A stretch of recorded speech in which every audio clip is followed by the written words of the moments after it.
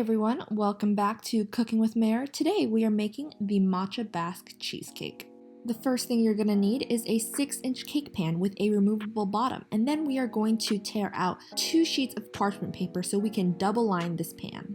Once you have your parchment papers torn out, then you're going to want to remove the bottom of your cake pan, and then you're going to want to put in each parchment paper and really press it in, mold it in, fit it to the entire shape of the cake pan. And you want to make sure that this is double lined so that there's no leakage when you actually pour in the batter.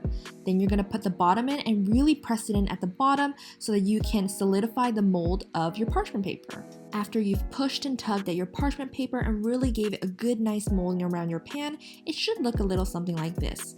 Then you're just going to remove the bottom and you're going to take your entire parchment out so you have this mold, put the bottom back in at the bottom, and then you are going to fit your parchment paper mold right back in so it fits the original shape that you originally pressed it in.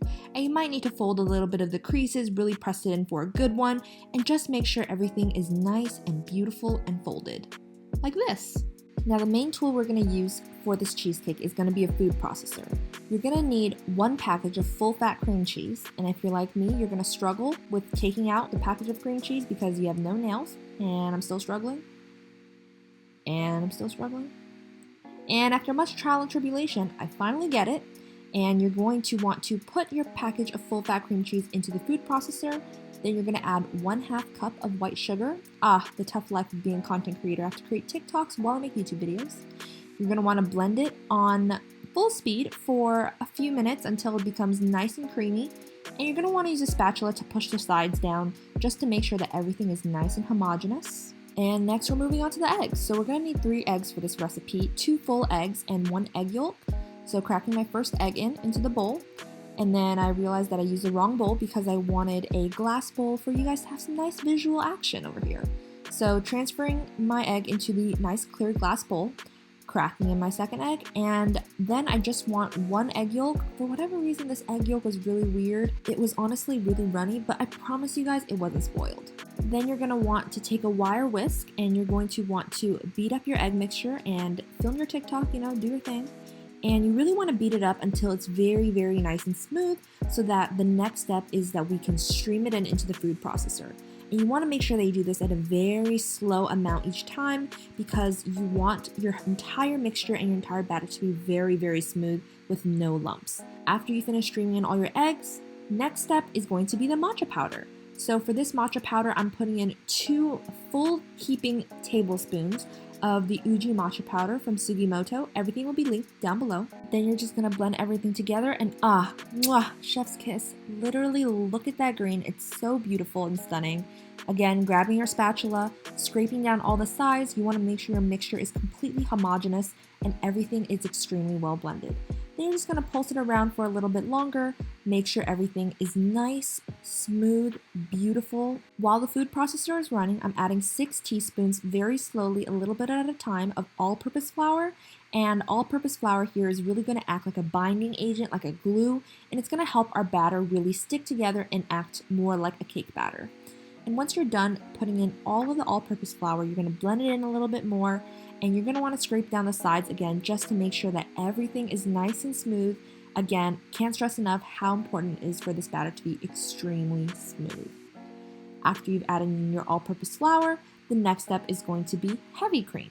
So you're going to want 1 full cup of heavy cream, slowly stream it in as your food processor is running, and you can slowly see the color of your batter start to lighten up as you add a little bit of this heavy cream. And again, disassembling your food processor so you can scrape down the sides and make sure that everything is beautiful and smooth in one great consistency. And here I am blending it again because I feel like this is the kind of batter where you can't really over blend it.